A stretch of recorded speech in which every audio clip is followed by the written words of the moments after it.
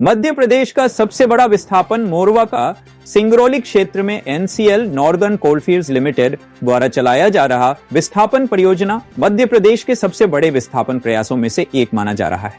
यह परियोजना मोरवा टाउनशिप के पुनर्वास, रिहेबिलिटेशन एंड रिसेटलमेंट से संबंधित है, जो कि एनसीएल के जयंत कोयला खदान के विस्तार और सुरक्षा मानकों के चलते अनिवार्य हो गया है। एनसीएल अपने 927 हेक्टेयर में फैले टाउनशिप के पुनर्वास का काम कर रहा है, जिसमें 5 हेक्टेयर निजी या टेनेंसी जमीन और बाकी सरकारी व वन भूमि शामिल हैं। इस परियोजना से लगभग 30,000 परिवारों और 22,000 से अधिक घरों का विस्थापन तय है। इस विशाल परियोजना के लिए अनुमानित खर्च 20 करोड़ रुपए से अधिक बताया जा रहा है, जिससे एनसीएल का आगामी वित्तीय वर्ष 2025-26 में पूंजीगत व्यय कैपेक्स में भारी वृद्धि देखने को मिलेगी। जयंत कोयला खदान का विस्तार करते हुए खनन कार्य मोरवा टाउनशिप के नजदीक आ रहा है। DGMS directorate general of mine safety के नियमों के अनुसार खनन गतिविधियों को आवासीय इलाकों से 500 मीटर की दूरी पर रखना अनिवार्य है, जिसके चलते यह कदम उठाया जा रहा है। विस्थापन से न केवल खनन कार्यों की सुरक्षा सुनिश्चित की जा रही है, बल्कि इससे क्षेत्रीय कोयला उत्पादन क्षमता में भी सुधार की उम्मीद है। एनसीएल का लक्ष्य है कि जयंत खदान का उत्पादन बढ़ाकर देश की कोयला आत्मनिर्भरता में योगदान दिया जाए। परियोजना को चरणों में विभाजित किया जा रहा है। प्रारंभिक चरण में टेनेंसी और निजी जमीन के मालिकों का विस्थापन शामिल है।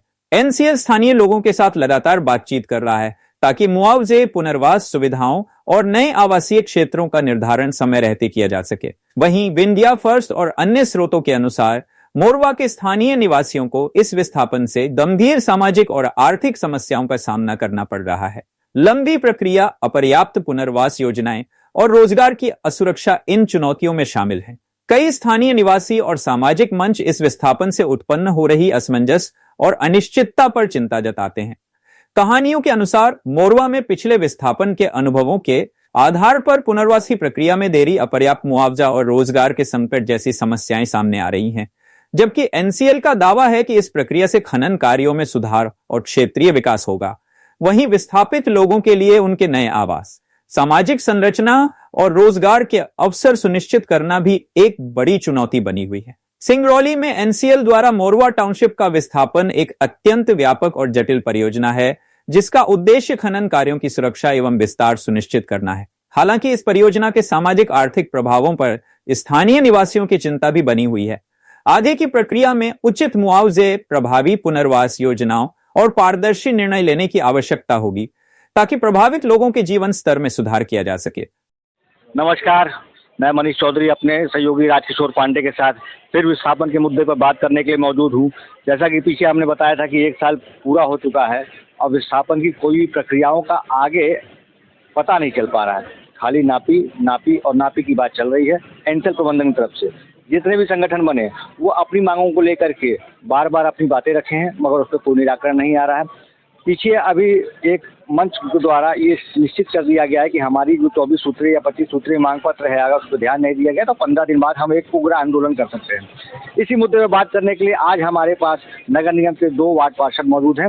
वार्ड क्रमांक 8 से आशीष गुप्ता जी उर्फ सिल्लू भैया और वार्ड क्रमांक 9 से शेखर जी। हम दोनों से मिलेंगे, जानेंगे इस मुद्दे के बारे में।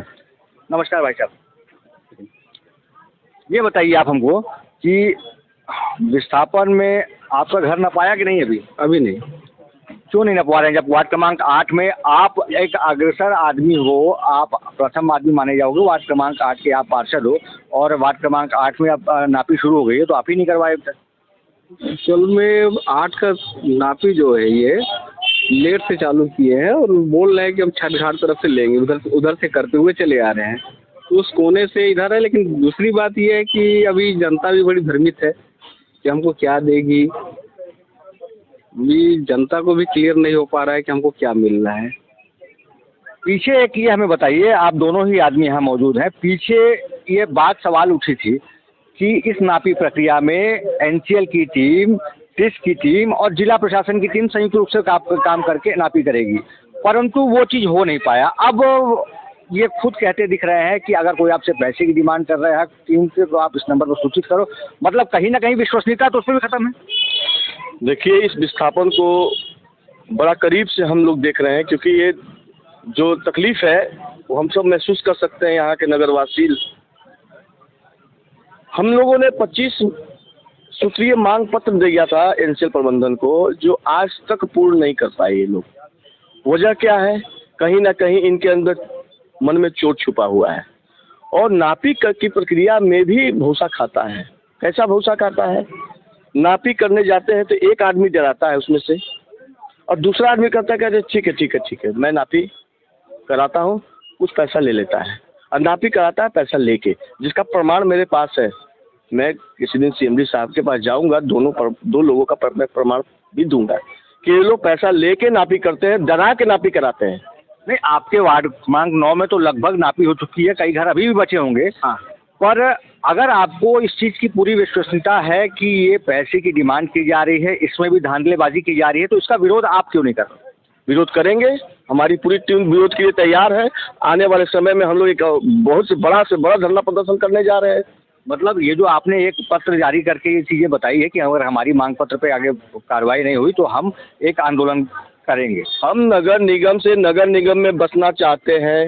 ये मेरा मानना था कि हम नगर निगम से हम पंचायत में जाना नहीं चाहते हैं। हमें जमीन मुहैया कराया जाए। हम 25 लाख नहीं लेते हैं। 25 की तो वो बात ही नहीं कर रहे हैं, वो तो 15 पे ही अटके हुए हैं। वो तो 15 पटके हुए हैं, हमसे तो 25 मांगा कि ठीक है जमीन नहीं दे पाते हो 25। आज के डेट में अगर बैठन में हम कहीं बैठना चाहेंगे तो क्या मुझे 5 लाख रुपए डिसमिल जमीन मिलेगा? नहीं, आज से 10 लाख रुपए 15 लाख रुपए डिसमिल जमीन है। ये स्थिति है हमारे। ये एक बड़ी विडंबना है क्योंकि जब से एनसीएल से यहाँ कोल उत्खनन शुरू हुआ, यहाँ पे लोगों को बसाया गया, यहाँ उनका दोहन किया गया। दोहन नहीं कहा जाएगा क्योंकि 30 साल बाद अब यहाँ से जब इसको उजाड़ा जाएगा तो एनसीएल तो अपना निगम क्षेत्र के जिला मुख्यालय बैठन में जाकर के अपनी पूरी कार्रवाई करेगा या अपने पूरे अधिकारियों को बसाएगा या अपना हेड मुख्यालय ले जाएगा। परंतु यहाँ के लोग जो एनसीएल के उसमें रहवासी रह चुके हैं या उनके साथ रह चुके हैं, 30 साल तक रहने के बाद उन्हें एक पैसा दे करके छोड़ दिया जाएगा। क्या इसे आप उचित मानते हैं? नहीं, हमारे नज़र में देखिए यहाँ सिंगरौली वालों के साथ बहुत बड़ा धोखा मानिए, क्योंकि यहाँ पे लगभग जितने दुकानदार हैं, क्या उनको नौकरी देगी क्या सरकार? एनसीएल आप विस्थापन करके छोड़ दे रहे हो, वो कहाँ बिजनेस करने जाएंगे? एक छोटे से ठेले में, पान की गुमती में, एक चाय के दुकान पे छोटे छोटे दुकानदार एक अपना धंधा करके अपनी जो है पूरे घर की आजीविका चला लेते हैं। ये तो एक अलग मुद्दा हुआ। हमारे कहने का मतलब अभी तो मेन मुद्दा ये है कि हम आपके साथ वैसे सहयोग से एनसीएल यहाँ पे शहर बसाया, लोगों की आजीविका एक दूसरे से पूरक के तौर पे चलती रही, मगर आप अब हमको छोड़ करके वहाँ मुख्यालय बस जाओगे और हमें 10-15 लाख रुपए दे करके बोलोगे भाई आपको जहाँ जाना जाओ। क्या ये उचित है? एकदम उचित नहीं है, क्योंकि जहाँ एनसीएल का हेडक्वार्टर जाए वहीं हमें बसाए। क्योंकि आज जो बसाहट है किसके कारण है? एनसीएल मुख्यालय के कारण बसाहट है। आज हमारी रोजी रोटी तमाम लोगों की चल रही है, एनसीएल बसाहट के कारण ही चल रही है। इसलिए एनसीएल को ये सोचना होगा और कि जहां हम जाएं वहां अपने लोगों को लेके जाएं, नहीं तो ये मानवाधिकार के तहत ये हनन का कार्य होगा। कहीं ना कहीं अगर मेरे से पूछा जाए तो मैं भी आप लोगों की एक कमी के तौर पे देखता हूं, क्योंकि मैं एक चीज़ अगर मुझे याद आ रही है, पीछे आप लोग महापौर के साथ मिलकर जा करके एनसीएल में अपनी एक मांग पत्र भी दिए थे कि इस पूरी नापी प्रक्रिया में हमें पूरी पारदर्शिता दिखाई जाए और पार्षदों को शामिल किया जाए, मगर नहीं किया गया। 6 से 8 महीने बीत चुके हैं, इस पर आप लोगों ने दोबारा कोई चीज़ नहीं की। देखिए, दोबारा गया था आदमी। ये कुल मिला के एनसीएल प्रबंधन की गुंडागर्दी है। ना शासन प्रशासन का आरआई, ना पटवारी, ना कोई पार्षद कहीं पे भी नहीं है, क्योंकि वो लोग जब तक बुलाएंगे नहीं, हम अपनी मर्जी से तो चाहेंगे नहीं किसी के यहाँ। तो कहने का मतलब मेरा यही है कि एनसीएल गुंडागर्दी कर रही है टोटल। दूसरी चीज़ की, जहाँ महापौर और नगर निगम की बात है, तो हम लोगों ने एक प्रयास किया है कि यहाँ खिरवा, परसाली, कुसवई, कठास, इन जगहों पे हम कुछ ऐसा पहले से करके चले जिससे कि हमारी बसाहट इधर उधर ना भटके। तो हम लोगों ने 20 एकड़ जमीन है, उसमें एलआईजी, एमआईजी, एचआईजी के लिए प्रस्ताव दिया है। हम लोगों ने बस स्टैंड के लिए एक बस अड्डा होना चाहिए, अंतर्राज्यीय बस अड्डा, तो उसके लिए भी हम लोगों ने नगर निगम से आग्रह किया है कि आप अपने एमआईसी में ले जाएं और परिषद के में भी ले आए, जिससे कि हम लोग पास करके एक नया टाउनशिप डेवलप करने की बात किया जाए। और मैं एनसीएल से भी करता हूँ, निवेदन करता हूँ कि आप नगर निगम से कोऑर्डिनेशन बनाकर क्योंकि नगर निगम और एनसीएल मिल के अगर काम करता है तो कहीं ना कहीं ये जो उजड़ने वाला शहर है कहीं बगल में ही बस सकता है। तो आज से अगर इस प्रक्रिया को शुरू की जाए तो आने वाले भविष्य में 3 साल 4 साल के अंदर हम लोग एक नया शहर हम लोग बसा सकते हैं। अच्छा, आप दोनों से मेरा एक सवाल, लगभग देखा जाए तो वार्ड क्रमांक 7, 5, 8, 9 और 3 इसमें पूरा का पूरा लगभग का मोरवा बसता है, या अगर बाजार की बात किया जाए या शहरी आबादी की बात किया जाए तो 8, 9, 3 यही है। ये अगर मैं मान रहा हूँ तो यही है। और इसमें 2 आप लोग पार्षद अभी हैं यहाँ पर, विस्थापन के मुद्दे को उठे हुए 1 साल हो गया है, सेक्शन 9 लगे हुए इस बीच, और अब आगे वाले भविष्य में आपको क्या लगता है कि निगम के द्वारा जो आपको काम करवाना था क्षेत्र में, इसका विकास कार्य रुका है कि नहीं? नहीं, हम लोगों ने अपने इस विकास कार्यों को सुचारू रूप से चलने दिया है। जहां नाली की आवश्यकता है नाली भी बन रही है, जहां रोड की आवश्यकता है रोड भी बन रही है, साफ सफाई की व्यवस्था साफ सफाई भी प्रत्येक दिन हो रहा है, और जहां बिजली की बात है पानी की बात है सब चीज़ हो रहा है। क्योंकि हम लोगों ने रोका नहीं है इस सब चीज़ों को, क्योंकि हम जब तक जनता यहाँ रहेगी तब तक उसके मूलभूत आवश्यकताओं को हम पूरा करने के लिए वचनबद्ध भी है और प्रतिबद्ध भी है। तो इसलिए इन चीज़ों को नहीं काटा जाएगा, ये तब तक होता रहेगा जब तक जनता यहाँ रहेगी। यही चीज़ आपके वार्ड में भी चल रहा है पूरी तरह से? जी नहीं, वही जो शेखर भाई बोले हैं, हम लोग उसी में कोशिश में और पूरा कार्य करवाया जा रहा है। जितने विकास की जनता की आवश्यकता कोई चीज़ है उसमें हमारे नगर निगम से तो कोई रोक नहीं है। अंत में आखिरी सवाल, आपके द्वारा पत्र जारी किया गया 15 दिन बाद, अगर आप लोग क्या करने वाले? अगर 15 दिन के अंदर हमारी मांगों को एनसीएल प्रबंधन नहीं मानती है तो हम एक उग्र आंदोलन की तैयारी कर रहे हैं। हम लोग एक उग्र आंदोलन के लिए बाध्य होंगे और एनसीएल प्रबंधन को झुका देंगे। उग्र आंदोलन कैसा करेंगे? पिछली बार तो आप लोग जिला एनसीएल मुख्यालय के सामने बैठ करके 8 घंटे 10 घंटे धरना प्रदर्शन चला था ज्ञापन सौंपे थे। क्या इस बार भी वही प्रक्रिया अपनाएंगे कि एनसीएल की खदानों में आप लोग करके वहाँ कार्य बाधित करेंगे? नहीं, सबसे पहले मुख्यालय को बंद करेंगे। मुख्यालय के जितने 4-5 गेट है सारे गेटों में हमारे लोग खड़े रहेंगे।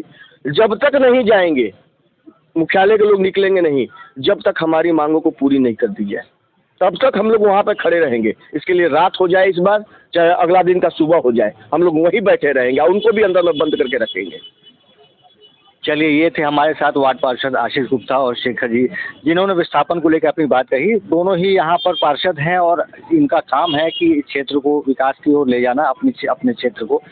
परंतु कहीं ना कहीं मलाल ये भी है क्योंकि एनसीएल के विस्थापन प्रक्रिया को अपनाने के बाद इनकी बातों को दरकिनार किया जा रहा है एनसीएल प्रबंधन की तरफ से। देखना ये होगा कि आगे आने वाले समय में ये विस्थापन किस ओर जाता है।